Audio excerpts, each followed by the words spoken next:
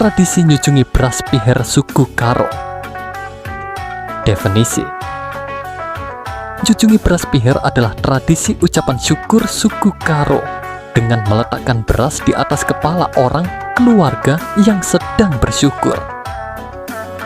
Maksud dan tujuan: nyujungi beras piher dalam suku Karo dimaksudkan sebagai ucapan syukur atas suatu kesembuhan dari penyakit, atau selamat dari suatu peristiwa kecelakaan, atau syukuran atas keberhasilan dalam suatu usaha atau pekerjaan, atau merencanakan suatu perjalanan. Peralatan: peralatan yang digunakan adalah 1. Beras piher atau beras putih. Beras piher ini melambangkan keharmonisan, keseimbangan, dan kejujuran. 2. Sumpit nakan, tempat nasi, sebagai tempat menampung beras piher. 3. Uis atin deneng, kain adat Karo, melambangkan ketenteraman. Kain ini sudah sering diganti dengan kain panjang dan diikatkan kepada orang yang sedang diberikan bersyukur. 4. Belo raskuhna, melambangkan ucapan terima kasih kepada Tuhan. Sekarang sudah ada yang mengganti dengan membawa oleh-oleh berupa kue. 5. Lada, melambangkan persatuan.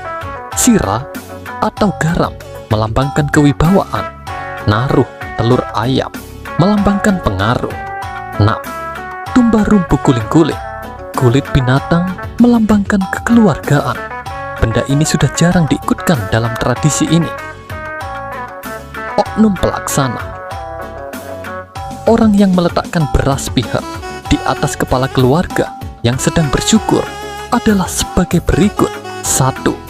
Jika laki-laki, pelaksananya adalah kalim bubuk laki-laki, puang kalim bubuk perempuan, dan anak beru perempuan. 2. Jika perempuan, pelaksananya adalah anak beru perempuan atau bibinya, kalim bubuk perempuan, puang kalim bubuk perempuan. Cara pelaksanaan: petugas yang telah ditunjuk mengambil beras piher dan menjemput atau mengambil sedikit demi sedikit sebanyak 11 kali dan meletakkannya di atas kepala yang sedang bersyukur sambil mengucapkan doa-doanya, yaitu sada, gelah sada tendiku rumah, artinya agar bersatu sukma keluarga di dalam rumah.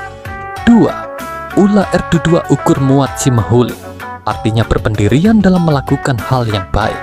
3. Talukan pinakit, talukan sirukur lah mahuli, artinya kalahkan penyakit dan orang yang berpikiran jahat. 4.